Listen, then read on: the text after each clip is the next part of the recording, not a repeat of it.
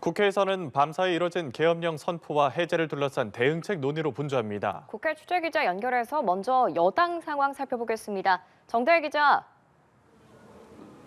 네, 국민의힘은 긴급 최고위원회의를 연 데 이어서 3시간 넘게 긴급 의원총회를 열고 있는데요. 윤석열 대통령의 탈당, 그리고 내각 총사퇴, 김용현 국방부 장관 해임 등이 대응 방안으로 거론되고 있습니다. 당 관계자들은 최고위에서 이런 대응에 대해 일부 공감대가 형성됐다고 전했습니다.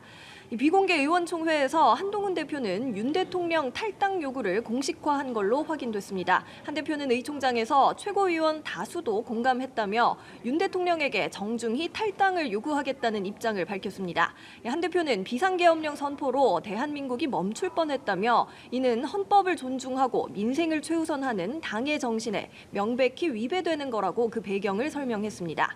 다만 의총장에서는 친한계로 분류되는 한 현역 의원도 탈당 요구에 공개 반대하는 등 찬반 공방이 벌어진 것으로 전해졌습니다. 국민의힘 소속 광역단체장들로 구성된 시도지사 협의회도 윤 대통령의 대국민 사과를 촉구했습니다. 네, 야당 상황도 짚어보겠습니다. 민주당은 윤 대통령의 탄핵을 추진한다는 입장이죠.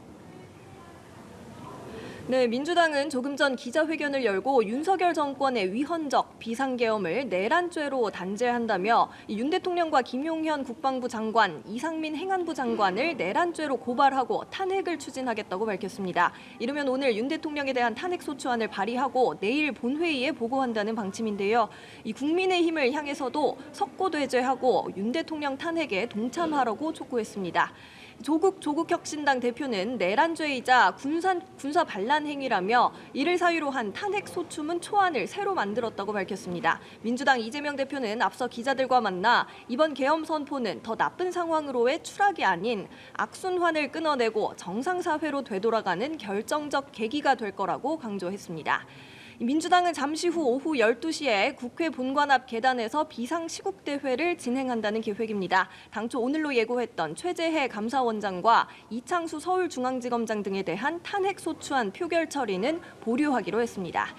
이런 가운데 국회 사무처는 계엄군의 심야 국회 진입 당시 CCTV 영상을 공개하며 책임을 묻겠다고 항의했습니다. 김민기 국회 사무총장은 국방부가 비상계엄 선포 후 2차례에 걸쳐 계엄군 280여 명을 진입시켰으며 물리력을 행사해 난입했다고 밝혔습니다.